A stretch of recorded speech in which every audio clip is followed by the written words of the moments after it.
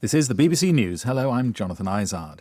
The government and opposition in Chile have agreed to hold a referendum on replacing the constitution, a key demand of protesters during nearly a month of civil unrest. A local journalist in the capital, Santiago, Paula Molina, explained why people might want to change the constitution.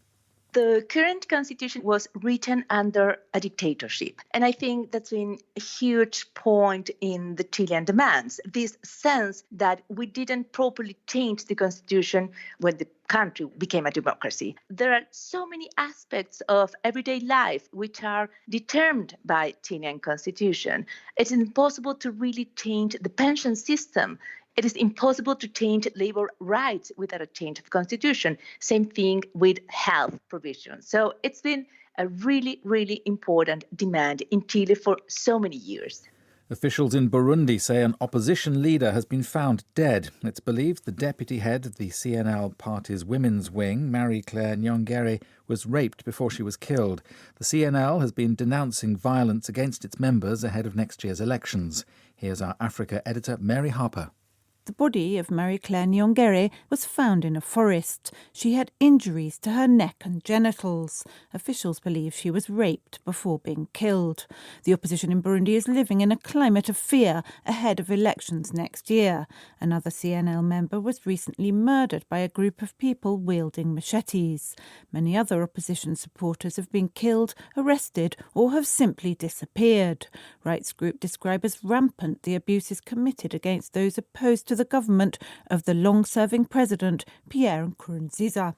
The mayor of Venice in Italy has closed the historic St Mark's Square, which has been flooded again by another exceptionally high tide. The waters peaked below the levels seen earlier this week, but still figured among the worst in the last 100 years. Danny Eberhard has more details. The images are becoming depressingly familiar for Venetians. St Mark's Square looking like a highly ornamental lake, and bizarrely in a city normally thronged with tourists, deserted. Some 2/3 of the city's streets were again underwater. The saltwater threatens to damage the monuments of this UNESCO World Heritage Site. Venice's mayor, Luigi Brugnaro, said the floods were a challenge for the whole country and beyond. The tides have been worsened by sirocco winds blowing from Africa and have stoked fears that global warming is increasing the frequency and severity of such incidents. A court in Vietnam has sentenced a music teacher to 11 years in jail for making what the government called anti-state comments on social media. A lawyer for Nguyen Nang Tin said his client had denied the accusation and told the court the Facebook account in question did not belong to him. Vietnam remains a one-party communist state. World News from the BBC. Russia's defence ministry has shown footage of Russian helicopters and troops landing at a sprawling airbase in northern Syria vacated by US forces. Armed Russian military police were shown flying into the Metras base in Aleppo province near the border with Turkey.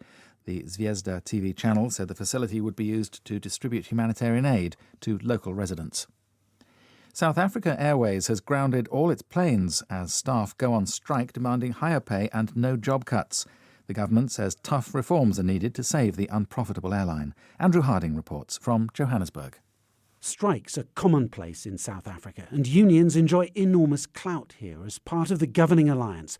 But painful choices are now looming as the government battles to convince foreign investors that it is serious about reforming the country's bloated and notoriously mismanaged state enterprises. South African Airlines is only one of several state-owned companies that are on the brink of collapse. The government, desperate to avoid an international ratings downgrade to junk status, is talking tough, ready, it seems, to let SAA fail rather than to give in to the union's demands.